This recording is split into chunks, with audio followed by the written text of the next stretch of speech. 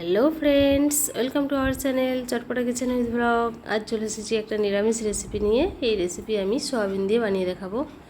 আপনারা নিরামিষের দিনে ভাত, রুটি, পরোটার সাথে খাওয়ার জন্য এই রেসিপি বানিয়ে নিতে পারেন, দারুণ লাগবে। আর তার জন্য আমি আলুর খোসাটা ছাড়িয়ে এইভাবে কেটে নিয়েছি। আর সয়াবিনটা আমি 15 থেকে 20 মিনিট জলে ভিজিয়ে রেখেছিলাম, তারপর জলটা ঝারিয়ে তুলে নিয়েছি। দেখুন কতটা নরম হয়ে গেছে। আর নিয়েছি একটা মিডিয়াম সাইজের টমেটো আর আদার পেস্ট। এবার আমি গ্যাস অন করে কড়াটা বসিয়ে এতে সরষের তেল দিয়ে নিয়েছি। তেল গরম হয়ে গেছে, এবার আমি এর মধ্যে আলুগুলো দিয়ে ভেজে নেব। আলুগুলো আমি একটু অল্প পরিমাণ হলুদ দিয়ে লাল করে ভেজে নেব। হলুদটা দিয়ে নিলাম। এবার আলুগুলো ভালো করে লাল করে ভেজে নিতে হবে।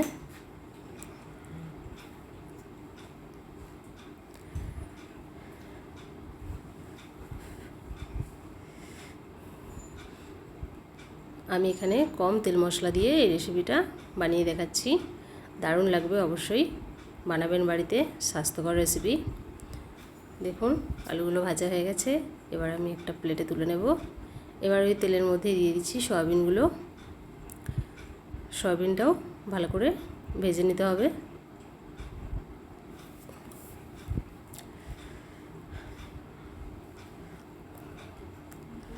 সয়াবিনগুলো আমার ভাজা হয়ে গেছে, দেখুন কতটা সুন্দর লাগছে দেখতে। এবার আমি এগুলো প্লেটে নামিয়ে নেব। আবারও আমি কড়ার মধ্যে তেল দিয়ে নিয়েছি। এবার এর মধ্যে দিয়ে দেব তেজপাতা, 5 ফোড়ন,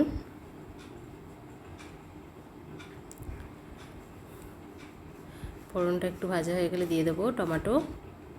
দেখুন ফোড়নটা ভাজা হয়ে গেছে, আমি দিয়ে দিচ্ছি টমেটো কুচি।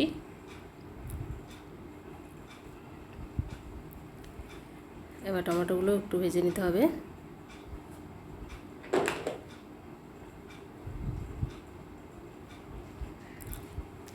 দেখুন টমেটোগুলো অনেকটাই ভাজা হয়ে গেছে। এবার আমি এর মধ্যে দিয়ে দিচ্ছি আদার পেস্ট। এবার দেব লঙ্কার গুঁড়ো। এখানে আপনারা কাশ্মীরি লঙ্কার গুঁড়ো ব্যবহার করতে পারেন, আমি এখানে নর্মাল লাল লঙ্কার গুঁড়ো দিচ্ছি। এটা যে যেমন পরিমাণ ঝাল খাবেন সেই পরিমাণ দেবেন।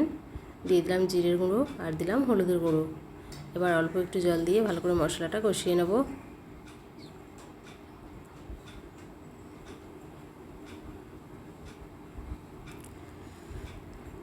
মশলাটা ভালো করে কষিয়ে নিতে হবে। বন্ধুরা, রেসিপি ভালো লাগলে অবশ্যই লাইক, শেয়ার, সাবস্ক্রাইব করবেন, পাশে থাকবেন। আমার ছোট্ট চ্যানেল, আপনাদের সহযোগিতা আমার খুবই প্রয়োজন, পাশে থাকবেন। আমি দিয়ে নিচ্ছি হাফ চামচ গরম মশলার গুঁড়ো।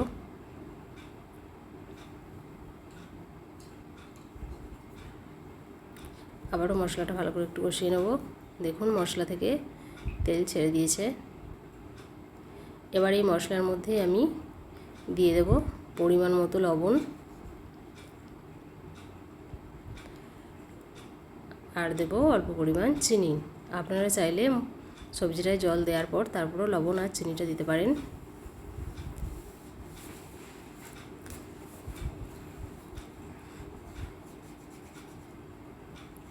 মশলাটা কষানো হয়ে গেছে।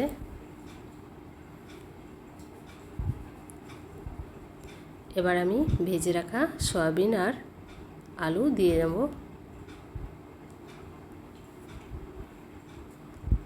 এবার সয়াবিনের সাথে আলু আর মশলা ভালো করে মিশিয়ে নিতে হবে।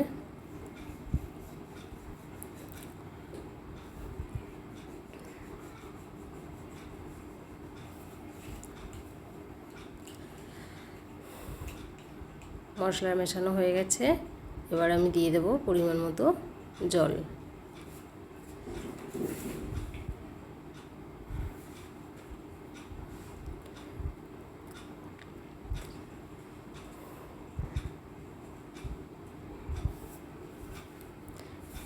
এবার জলটা দেওয়ার পর কিছুক্ষণ আমি ঢেকে রান্না করতে দেব।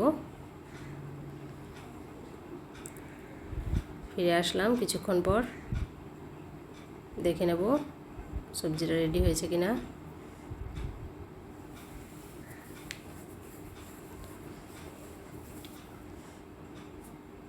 সবজিটা রেডি হয়ে গেছে, আলুগুলো সেদ্ধ হয়ে গেছে। এবার আমি এটা প্লেটে নামিয়ে নেব। রেসিপি ভালো লাগলে অবশ্যই কমেন্টে জানাবেন কেমন হয়েছে।